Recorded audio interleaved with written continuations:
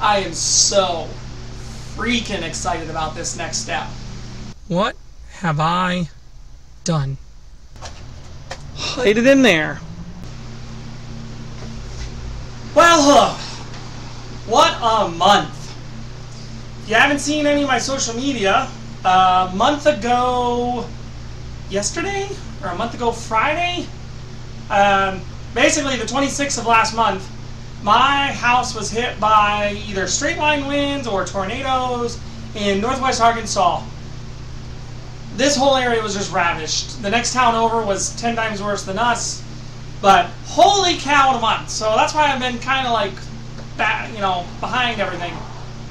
But I'm back, and I think it's time to get back at it. Here's my current situation. Yeah, everything's piled in front of it. I still got tree removal stuff. I lost 16 trees that were probably all 50 years or older around my yard, but none of them hit the house. So yeah, but that also means that the insurance didn't pay for getting rid of them. But the city picked up the dime. They picked up everything except 2 big oaks that they're coming back for it. They promised me, and they've been cutting on them. So yeah. Okay, enough about disasters. Because right now, this car in its current state is a disaster because I really want to get back to it.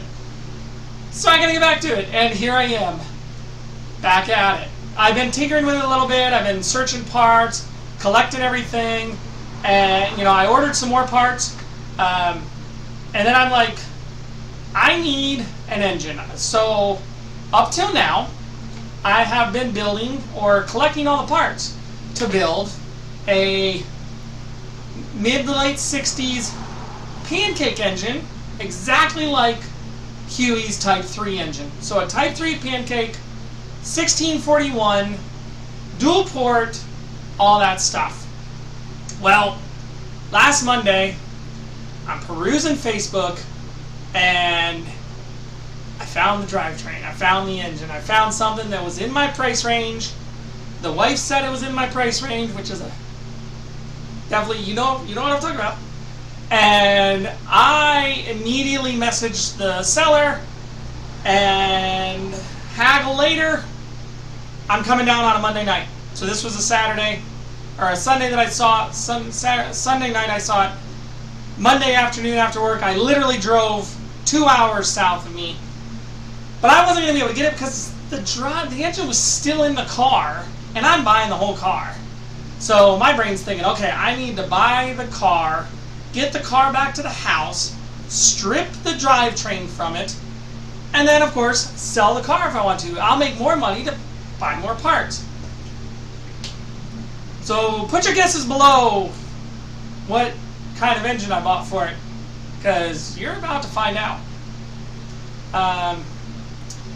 Some of you are going to hate me. Some of you are going to love me. The majority of you will think I am insane. And I'm going to go with the majority because I don't do anything normal. I don't do anything like anybody else has said. And if you tell me no, it can't be done, I'm going to prove you wrong, and I will do it just out of spite. I have built so many projects that people said couldn't be done, just to show them they could be done. Yep. So here's we are. We've got the drivetrain. Friday afternoon, I finally was able to go get it with my friend Steven over at Appleshed Garage. Shout out to him. We huffed it in his old Ford. Got 2 hours down, picked up the car just as the sun set, and got back in town at 12:30 at night. And I didn't get much footage of that. It's just a long, boring drive and a bunch of pictures, so that's not the key. So here we go. This car, I've already said, was going to be different.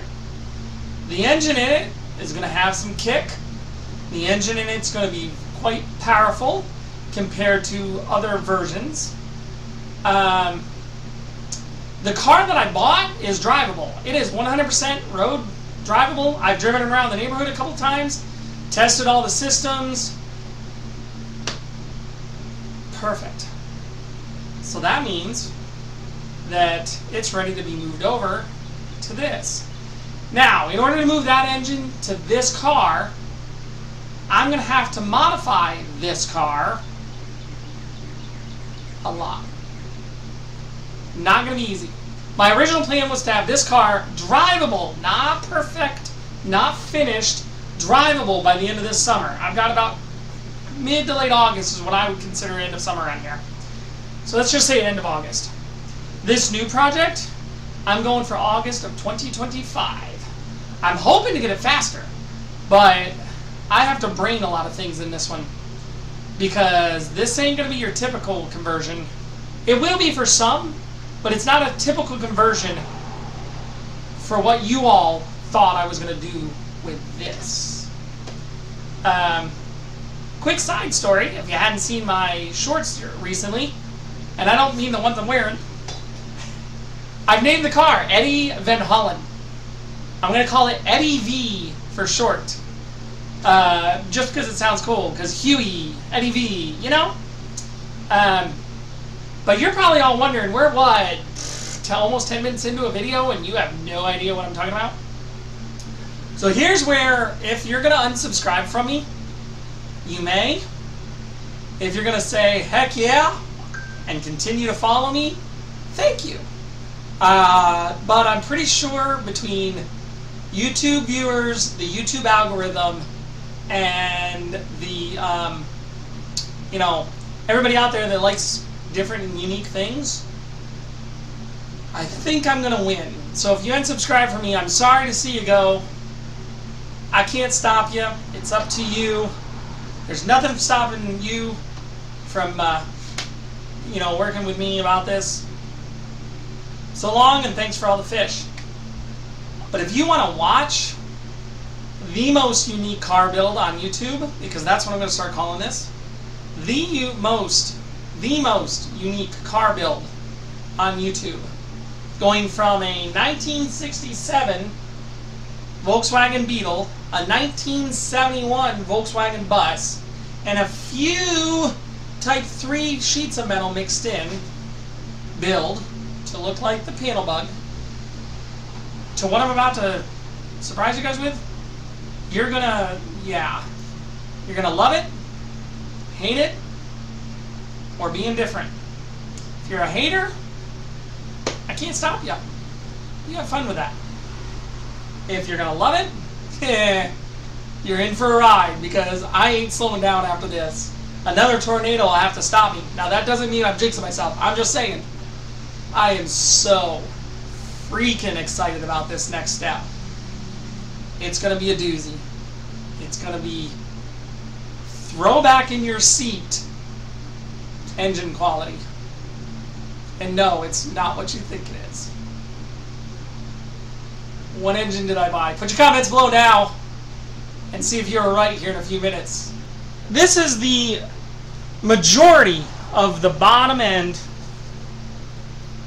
short build of a, what do they call them, short cases, of a 1641 VW dual port, dual carbureted engine with Type 3 fan shrouds. The engine case is in superb shape. I've cleaned it. I'm going to clean it one more time before I actually get to building. I've literally started buying bearings for it. I've got all sorts of stuff in here for this.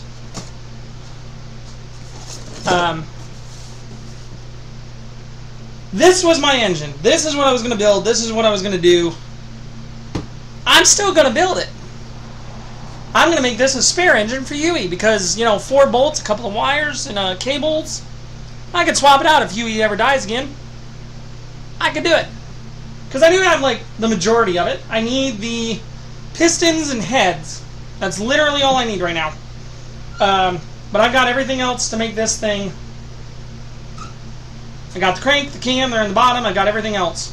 1641, here we go. Now here's the thing. It's gas powered, it's air cooled, it's cool, it's awesome, it's what I know how to work on. I wanted something with a little bit more power. I wanted something with a little more kick. I wanted something modern. I think it's time to show you guys. Yeah, I think I should. I think you guys probably want to see it now. So I'm in the car. It's obviously a modern one. Solid roof liner, always a good indicator that it's a modern car. This car is unique.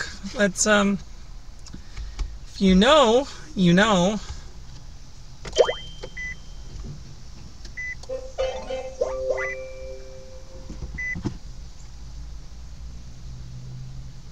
If you know, you know. What have I done? Let me turn you around. Come here, come here, come here.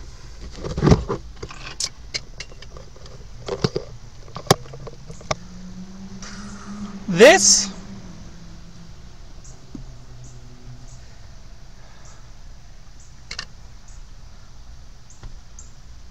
guy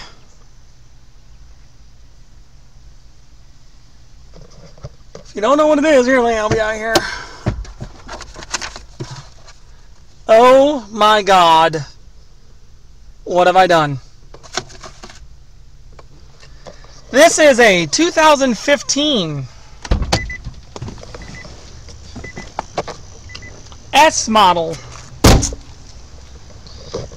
zero emissions Nissan Leaf. That is an all-electric drivetrain.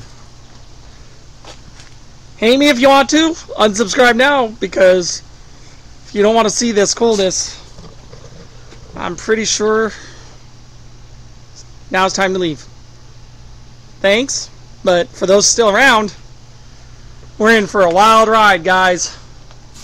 This is a beautiful 2015 Nissan Leaf. It is gorgeous. Let's grab the keys here. It is the coolness of this.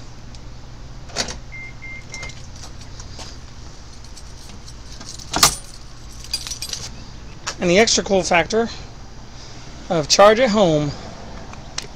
Of course, it's always slower. Ta-da!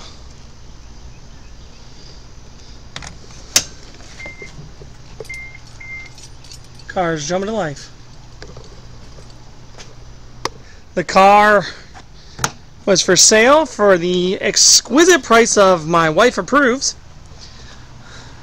About 2 hours drive from me. The key to this car is it's an electric motor. Now, for all those purists out there, you hate me right now. Meh. Thing's got some kick.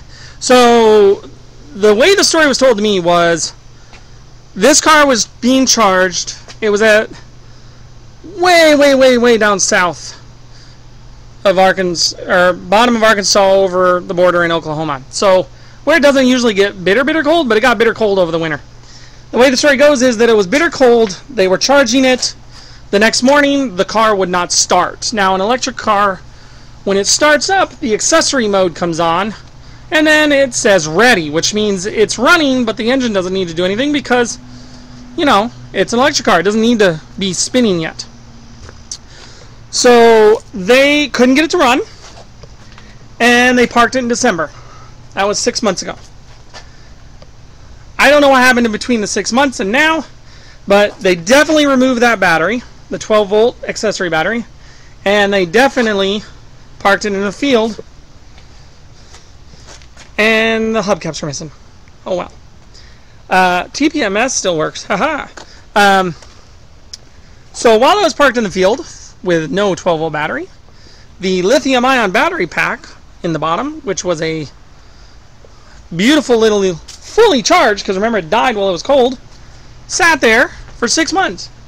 The battery was 81% whenever I got it. So there's this cool little app called Leaf Spy Pro that Bluetooth links your OBD2 reader to your phone and tells you everything about a Leaf.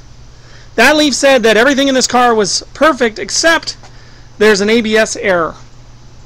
Now these things have this really awesome ABS brake pump there and a controller pump over here and all this other stuff. On a car, right? So I put the 12-volt battery in it, thought I'd be able to drive it on the trailer. Was not able to drive it on the trailer. My friend Steven, shout out to him again, and I and the two guys that were selling it pushed it onto the trailer, and what we could do was bump it into neutral, which it still did, but it wouldn't go into drive or reverse. Saturday morning comes around, the very next morning, I am Google searching the heck out of the error codes that this thing threw in my phone app, Sleeve Spy Pro. After about 20 minutes, and what I learned is that battery is the most important part of this car, even though it's got a giant traction battery underneath. This battery won't let any of this stuff regulate without it working. So I put a new battery in it. So I threw this battery, a brand spanking new battery that I just purchased, see, 624. I threw this on a charger, and 20 minutes later, you know, I trickle charged it in here. 20 minutes later, while it was sitting right here in my driveway, I restarted the car up, cleared the error codes with my phone, and drove it out of the driveway. I was able to go all the way around the block, no issues. There was a little bit of brake shuddering, but it wasn't from the pads. It was from that mechanism right there. And come to find out, that needed a full charge. Well, once I drove it around the block, that battery charged up the rest of the way. Doesn't mean it all came dead off the shelf. It's just this car really loves a happy 12 volt. So now that the 12 volt's happy, this car's errors are literally disappearing as I drive it. It's getting better and better. And if you look at that, that's the charge controller. There's a computer underneath and the electric motor down there. You can see the ground on both sides. So if you look right here, the top of this is a charge controller. It's where this plugs in. Boom, boom, boom. Big orange cable, see it? Underneath it is a controller and some computer stuff, and then down there is the electric motor. But look at that. Very small. There's ground right there. You can see through. You can see to the ground. There it is. I see a leaf. Not the car, but an actual leaf on the ground. So the wheelbase from this is 10 inches wider than Eddie V, which now stands for EV. Get it?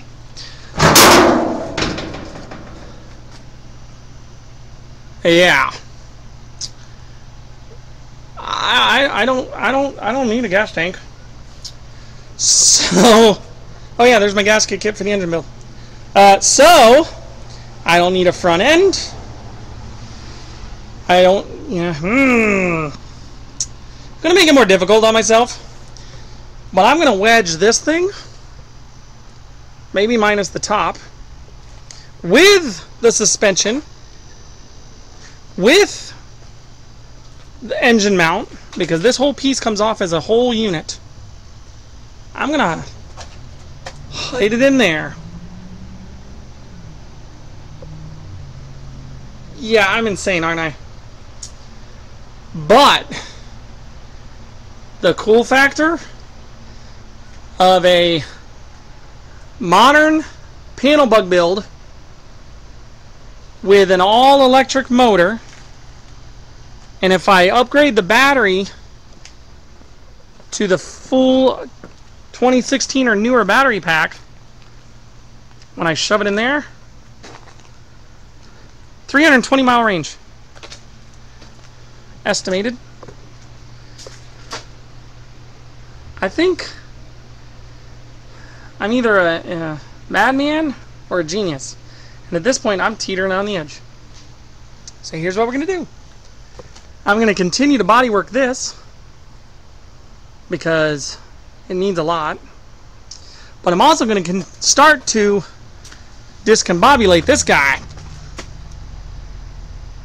and everything is going in there. I'm not going to hold back.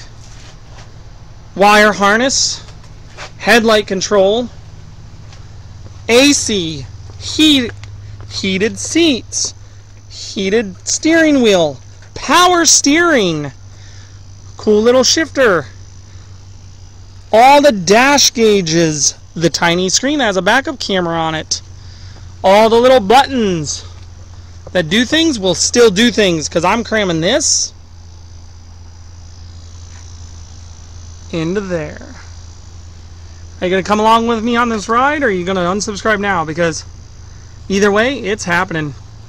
For all you purists out there, this was never going to be a purist build, because they didn't purely make a panel bug. Follow along. This guy going in there. That guy is going to be all electric. And the added bonus, it's electric computer. Guess what that means? I might be able to throw in some extra stuff, like, you know, autonomous driving, you know, maybe remote control.